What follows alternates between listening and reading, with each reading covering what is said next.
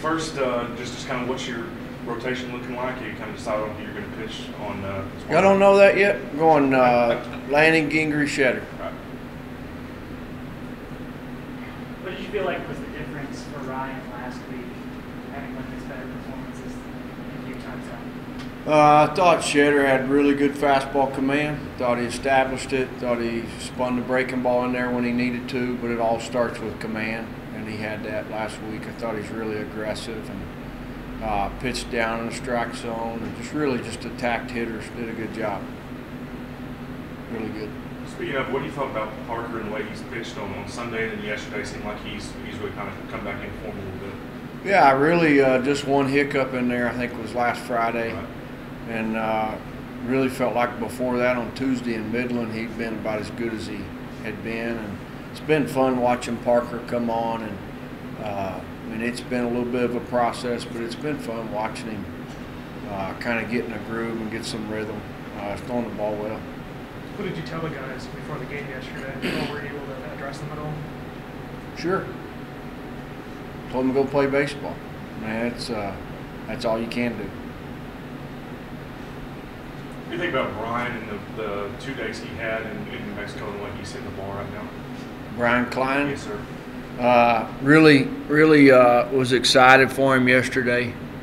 The home run he hit, we've seen that center fielder make so many good catches. I think everybody that was there thought he caught it. Yeah. And I was just really glad he didn't have a ball in his pocket, because, I mean, he could have tricked everybody and said, even if he'd have just gone like this, I think he'd have thought he had the ball. But really neat to see. Brian's one of those young men that works really hard and has kind of been waiting for his opportunity, and because of Michael's, where Michael's at right now, kind of got an opportunity, did something with it. You said in the past that you can't win a Big 12 championship with one game, but this series has to be a little bit more magnified for you guys this weekend, I would imagine.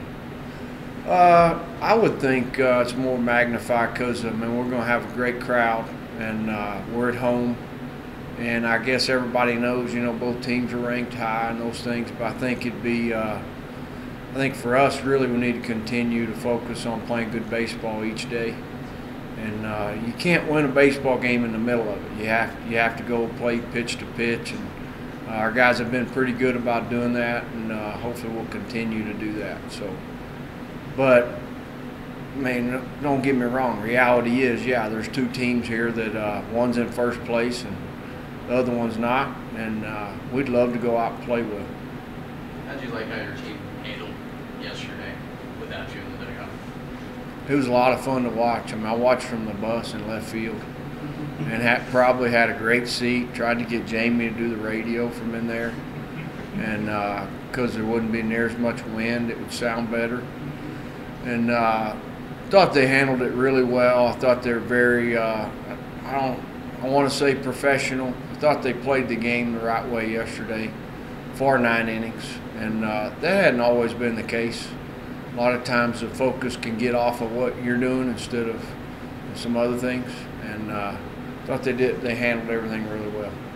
What's your plan for Friday as far as coaching goes? Well, I won't be in the dugout. I meant for your assistant coach. Who's gonna? Ray was the manager on Tuesday. He'll still be the manager. Matt kind of handled the pitchers. J-Bob ran the offense. And good players win games. Man, it's make no bones about it. We did about as much yesterday as we did last weekend, and it's just different results. And you put together good. You pitch good. You play good defense. You put together quality at bats. It makes coaching a lot easier. Now, not saying there's not a few things you can do in there, but day in, day out to play good late, you need players to play well.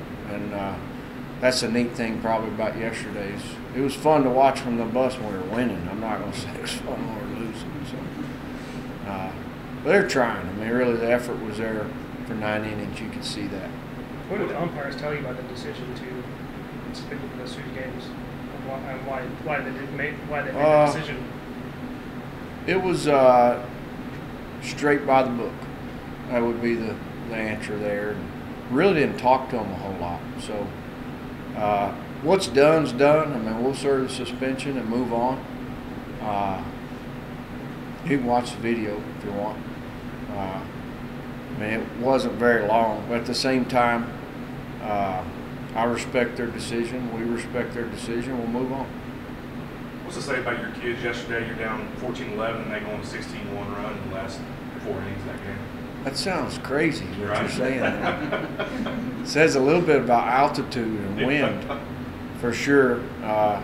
Again, we made a point to play the game the right way, which I think we do every day. I think yesterday could have been magnified a little bit under the circumstances, and I thought the guys handled it really well. And obviously, anytime you can put together a lot of quality at-bats in a game, it definitely helps. I mean, there was a distinct difference between Wednesday and Tuesday, or even Wednesday, Tuesday, and Sunday, as far as in that department. It's a lot of fun to watch when they're getting their pitch and moving on the right ones and hitting it hard. Obviously, the hitters are feeling pretty good right now. Putting out 27. The pitchers gave up about 31 runs in the series. What do you tell them to make sure they just take it as wind and altitude?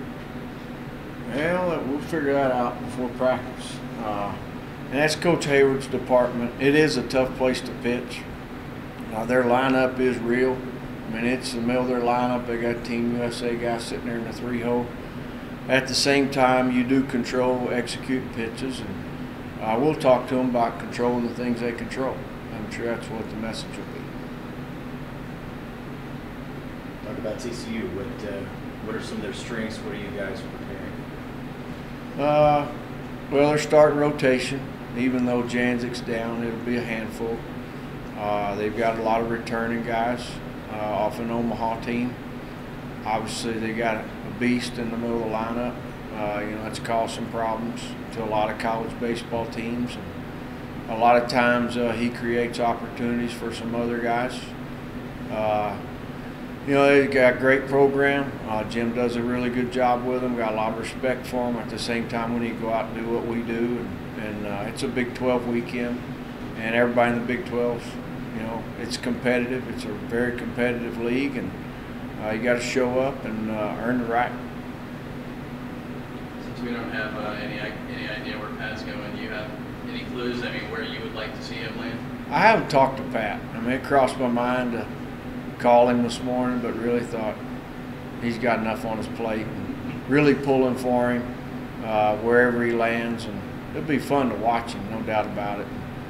I'd like to see one of the Texas teams get him, obviously, from my vantage point. Would love to see that for his family and for him. That'd be really neat. But I got a feeling family will travel wherever he goes. If you guys know anything about that.